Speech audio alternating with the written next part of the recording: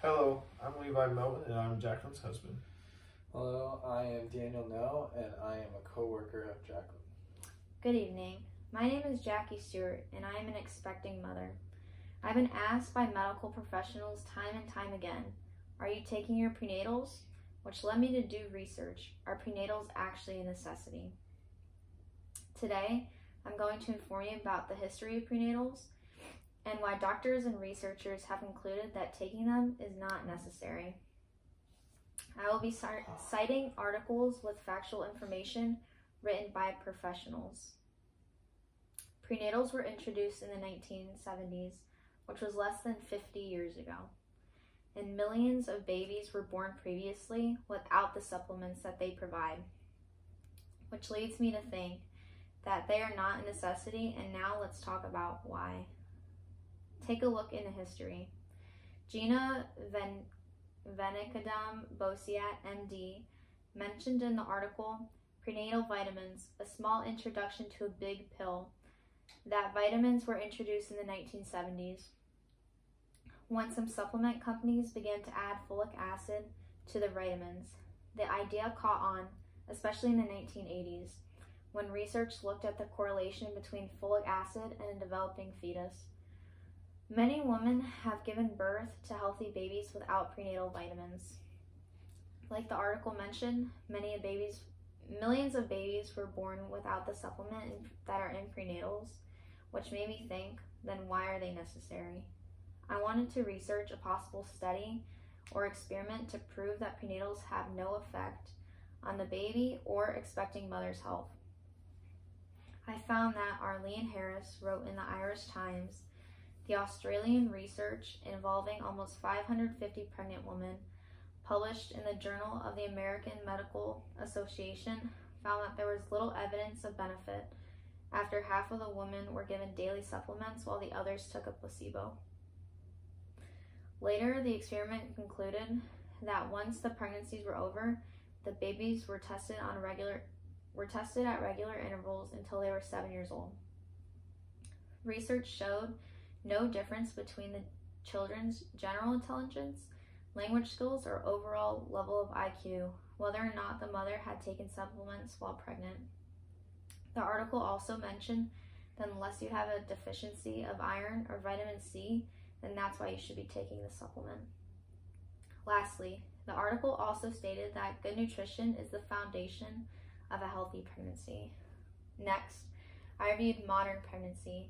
Majority of women do take prenatals because it is highly recommended by OB doctors and within the pregnancy community.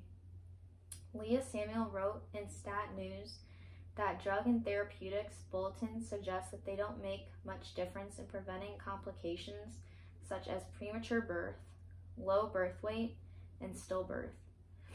Researchers wrote, pregnant women may be vulnerable to messages about giving their baby the best start in life, regardless of cost. They wrote, the marketing of such products does not appear to be supported by evidence of improvement in child or maternal outcomes. The quote mentioned above is quite interesting.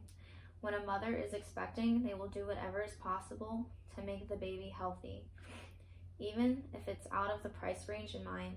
Both no supporting evidence that prenatals make a difference. We could assume that purchasing prenatals is a waste of money and a benefit in supporting companies who manufacture the product. Lastly, I dived into the side effects that are very harmful to certain expecting women's health. On a doula's blog, in an article mentioned, are prenatal vitamins making you sick? Here's what to do about it. The author wrote, the truth is that studies have confirmed that prenatal vitamins do have side effects.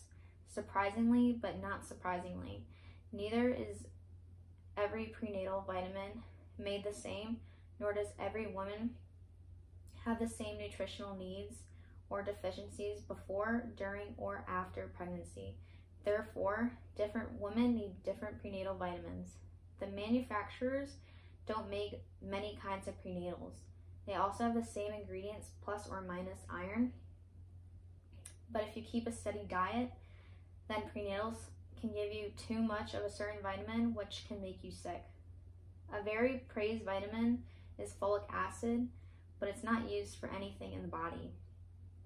The article mentioned that once you consume folic acid, your body turns it into another nutrient called folate.